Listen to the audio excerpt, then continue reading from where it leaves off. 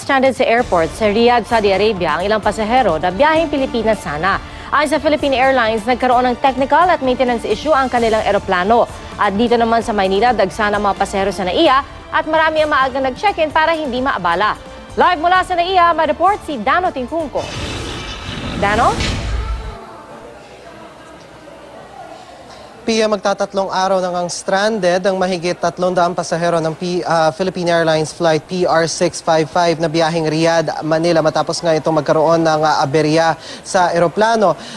Paniguro naman ng PAL, makakauwi ang mga naturang pasahero sa lalong madaling panahon pero kinailangan munang masigurong maayos na o naayos na ang technical issues sa naturang flight.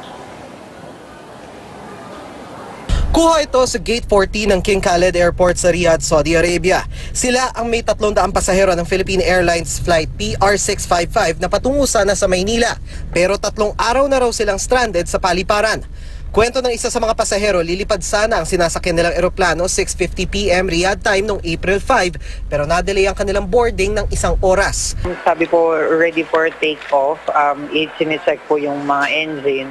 Ang sinabi po may konting glitch lang. Never po kaming nagkaroon ng chance na i-take off. Kwento pa ni Dave, 2:00 pa lang na madaling araw ng Miyerkules, pinag-check-in na sila sa kalapit na hotel. Pero inabot na naliwanag, hindi pa rin daw naayos ang eroplano. Hindi po naayos yung unang eroplano pong dapat naming sasakyan kahit po dumating yung bagong piyesa. Dahil dito, nabahala sila at gusto na lang daw na mailipat ng ibang eroplano. Yun nga lang, wala raw staff ng airline na kumakausap sa kanila. Kinumpirma naman ng Philippine Airlines na nagkaroon ng technical at maintenance issue ang naturang eroplano pero inaayos na raw ito. Safety is the cornerstone of our operations. Hindi po ililipad ang eroplano hanggang good and ready ika nga ang aircraft. Pagtitiyak pa ng PAL, binigyan nila mga pasahero ng hotel accommodation, pagkain at inumin alinsunod sa Passenger Bill of Rights. We understand that our passengers are tired, are restless. We are seeking their kind understanding. We would like to assure them that we are exerting best efforts to address the aircraft situation. Nakikipag-ugnayan na rin daw sila sa Riyadh Immigration Authorities para payagan na makalabas ng paliparan ang may 160 pasahero na ayon sa PAL ay may single entry visa kaya hindi na makalabas sa airport. Siniguro rin ng PAL na makakaalis sa mga pasahero sa Sabado, April 8, 4:00 na madaling araw Riyadh time, sakay ng kaparehong flight. Pagdating naman nila sa Maynila, posibleng ganito karaming tao ang sasalubong sa kanila. Umaga pa lang ganito na kahaba ang pila sa arrival area ng NAIA Terminal 1. So there are about 3 flights na dumating. Ilagay na natin sa minimum capacity na 300. Pag nagsabay-sabayan, that's 900 passengers. So talagang may pila ho. Pero ibig sabihin, normal ho yan. In the sense na wala kang magagawa dyan dahil sabay-sabay yung flights. Ang importante, ma-process kagad sila. Ngayong araw, present daw ang lahat ng immigration officers sa Terminal 1. At kahit may 3 shifts, meron pa rin daw mapipilitang mag-overtime sa dami ng mga pasahero. Kaya sana raw dinggin ni Pangulong Duterte ang kanilang daing kaugnay sa overtime pay. Yun na lang po ang tanging natitira sa amin pag-asa at kami po ay nananawagan kay Presidente Digong, tabangi mi, sir. Tabangi mi. Ang naging issue kasi sa overtime pay, may ilang immigration officers sa kumikita ng 14,000 to 19,000 pesos ang umaabot ng hanggang 40,000 to 50,000 pesos ang overtime pay. Sabi noon ng Department of Budget and Management, bawal ito dahil hindi dapat humigit sa kalahati ng sahod ang overtime pay. Bukas sinasahang darating ang dagdag na 150 tauhan ng Bureau of Immigration mula sa mga probinsya. E paano naman ang immigration counter sa mga paliparan sa ibang bahagi ng bansa? So hindi naman magsasuffer yung mga ports na pagkukunan nito? I don't think so. Alam naman ho nila kung saan they know their craft. They should be aware of that. And hindi naman ho nila isasakripisyo yung ibang ports just to make sure that Manila Airport is well-manned. Para makaiwas sa aberya, maaga ring dumating sa airport ang ilang babiyahe ngayong araw. Ang iba sa kanila, 4 hanggang 5 oras daw na maaga sa kanilang flight. Pero ang mga nakasarang airline counter lang daw ang kanilang nadatnan. Marami nga nagpapanik eh. 5,000 for your ticket, dapat nasa airport na kayo.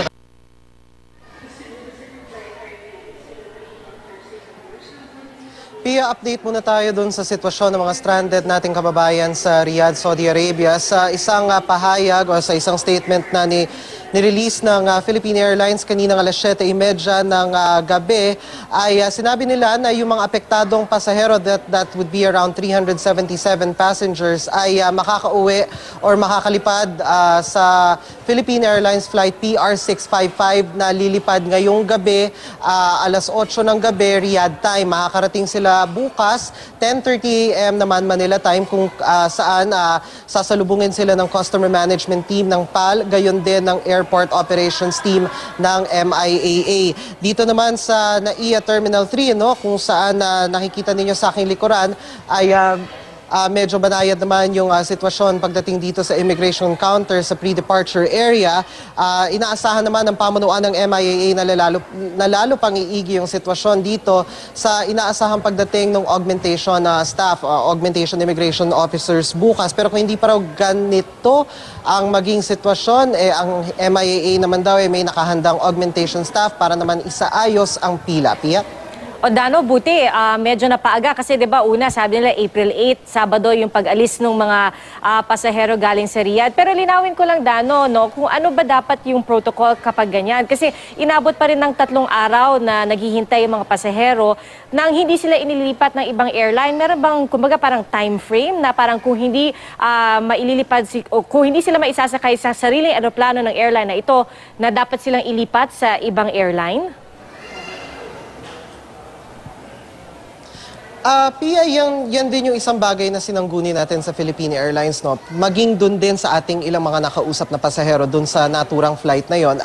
Sinasabi nung mga pasahero na nakausap natin ay basically, di ba, binook sila sa isang hotel, naghintay ng overnight, dahil nga kinukumpuni yung eroplano, tapos kinabukasan lumabas na hindi pa rin naging maayos yung sitwasyon, at naghihintay nga sila ng abiso dun sa ground staff ng Philippine Airlines kung ano ba yung gagawin. Ngayon, ang sabi naman ng Philippine Airlines ay welcome naman daw yung mga naturang pasahero na mag-rebook sa ibang airline, katulad halimbawa nung regular flights na 7:50 PM o yung 8 PM na kung saan sila lilipad ngayong gabi sa oras sa Riyadh.